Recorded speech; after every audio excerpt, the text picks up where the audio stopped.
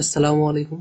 কেমন আছেন সবাই? আশা করি সবাই ভালো আছেন। আজকে আপনাদের সামনে আবার আরেকটি নতুন টিউটোরিয়াল নিয়ে হাজির হয়েছি। আজকে আমরা দেখব কিভাবে গ্রাফিক্স ড্রাইভার আপডেট দেওয়া যায়। তো চলো শুরু করা যাক। তো প্রথমে আমরা আমাদের গ্রাফিক্স ড্রাইভারের অবস্থাটা দেখে নিই। অবস্থাটা দেখার জন্য আমরা মাউসের রাইট বাটনে ক্লিক করব। করার পর ডিসপ্লে সেটিংয়ে যাব।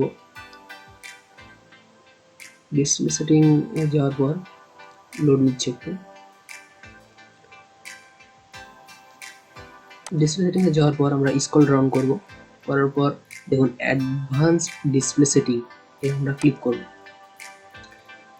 ক্লিক করার পর আমরা দেখব display adapter properties for display 1 এখানে ক্লিক করব। তো এখানে আমরা আমার পিসিতে একটি গ্রাফিক্স ড্রাইভার ইনস্টল করা আছে। তো এখন আপনাদের আমি দেখাবো কিভাবে আপনি আপনার গ্রাফিক্স ড্রাইভার ইনস্টল এবং আপডেট দিতে পারেন। তো তার জন্য আমরা আবারও ব্যাকে যাব। ব্যাকে যাওয়ার পর আমরা দিস পিসিতে রাইট বাটনে ক্লিক করব। দিস পিসি মাই কম্পিউটার যেটা লেখা থাকুক সেখানে রাইট বাটন ক্লিক করব।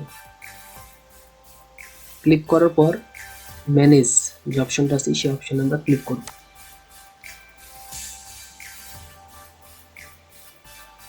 তো লোড নিচ্ছে। তো চলে এসছে। তো এখন আমরা ডিভাইস ম্যানেজারে ক্লিক করব।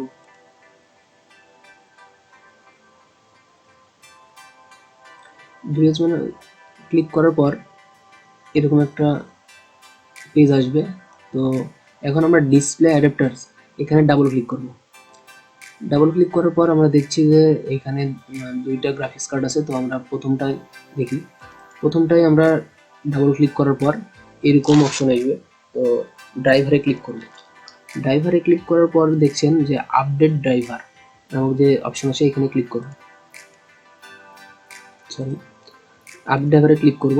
করার পর আমরা দুইটা মাধ্যমে আমাদের ড্রাইভারটি আপডেট দিতে পারি।